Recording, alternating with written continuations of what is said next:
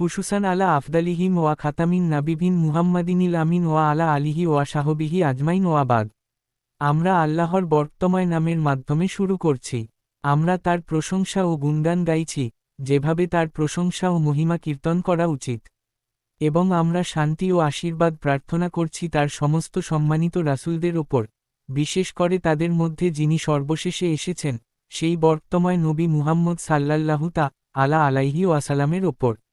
মালয়েশিয়ার কুয়ালালামপুরের কিনরারা নামক একটি জায়গা থেকে আজ আপনাদের স্বাগত জানাচ্ছি। উচ্চারণটা কি এমনই, কিনরারা? হ্যাঁ, এখানেই আমাদের ছেলে ফারিস একটি গাড়ি ধোয়ার দোকান, কার ওয়াশ খুলেছে। হয়তো এই কারণেই আজ এখানে এত বৃষ্টি হচ্ছে। আজকের এই অনুষ্ঠানের উদ্দেশ্য হল তার এই নতুন ব্যবসার উদ্বোধন করা, আর সে আমাদের অনুরোধ করেছে এখানে এসে ইসলামে ব্যবসায়িক নীতিশাস্ত্র বা নৈতিকতা, বিজনেস এথিক্স ইন ইসলাম বিষয়ে কিছু কথা বলার জন্য। নীতিশাস্ত্র বা নৈতিকতা হল জ্ঞানের এমন একটি শাখা, যাকে আরবিতে বলা হয় আল আখলাক। নৈতিকতা হল জ্ঞানের সেই অংশ যা নির্ধারণ করে কোনটি ভালো আর কোনটি মন্দ, কোনটি পুণ্য আর কোনটি পাপ, কোনটি নৈতিকভাবে প্রশংসনীয় আর কোনটি নৈতিকভাবে বর্জনীয়। আর এই নৈতিকতা থেকেই কিন্তু আমাদের আইনের উৎপত্তি। কোনটি হালাল আর কোনটি হারাম, তা নৈতিকতার ওপর ভিত্তি করেই নির্ধারিত হয়। আগে নৈতিকতা বা মূল্যবোধ না থাকলে পরে কখনোই কোনো আইন তৈরি হতে পারে না। আজ আমরা আলোচনা করছি সেই নৈতিকতা নিয়ে, যা ব্যবসা এবং ব্যবসায়িক লেনদেনের ক্ষেত্রে প্রযোজ্য।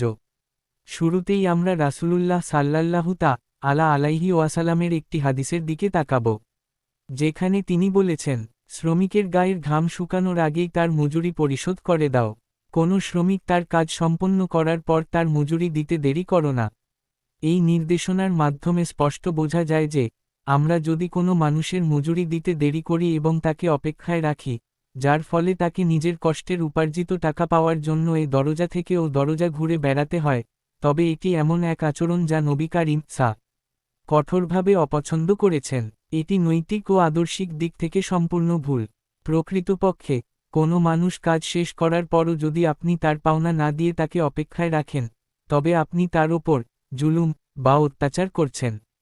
আর ইসলামের মতো একটি ধর্মের সবচেয়ে অনন্য ও চমৎকার বৈশিষ্ট্য হল এটি, যা মূলত ইব্রাহিম এরও ধর্ম ছিল, যার কথা খ্রিস্টান ও ইহুদিরাও জানে, এবং এটি মুসা এর কাছে আসা ধর্মও বটে, যার সম্পর্কেও খ্রিস্টান ও ইহুদিরা অবগত, এবং এটিই সেই একই ধর্ম যা শেষ নবী মুহাম্মদ এর ওপর অবতীর্ণ হয়েছে। এই একমাত্র সত্য ধর্মের সবচেয়ে বড় বৈশিষ্ট্য হল, এখানে জুলুম বা অত্যাচারের বিরুদ্ধে শূন্য সহনশীলতা, জিরো টলারেন্স রয়েছে। তাই আমাদের খুব সতর্ক থাকতে হবে যাতে আমরা মানুষের ওপর কোনো অত্যাচার না করি, কোনো শ্রমিকের ওপর জুলুম না করি। কাজ শেষ হওয়া মাত্রই তার মজুরি দিয়ে দেওয়া উচিত। কিন্তু এখন প্রশ্ন আসে মজুরি নিয়ে। আমরা কিভাবে মজুরি পরিশোধ করি? আমাদের তো টাকার মাধ্যমেই মজুরি দিতে হয়, তাই না? টাকার মাধ্যমেই আমরা মজুরি দিই। কিন্তু আমরা কোন ধরনের টাকা ব্যবহার করছি? আমরা যদি এমন টাকা ব্যবহার করি যার মান বা ক্রয়ক্ষমতা অনবরত কমছে, টাকা ক্রমাগত তার মূল্য হারাচ্ছে, তাহলে একজন শ্রমিক তার শ্রমের বিনিময়ে যে মজুরি পাচ্ছে, তা তার শ্রমের প্রকৃত মূল্যকে ধরে রাখতে পারছে না। ধরা যাক, একজন ব্যক্তি পুরো 1 মাস কাজ করলেন এবং মাস শেষে আমরা তাকে মজুরি দিচ্ছি। সে যে মজুরি পেল, তা দিয়ে হয়তো 5টি ভেড়া কেনা যায়।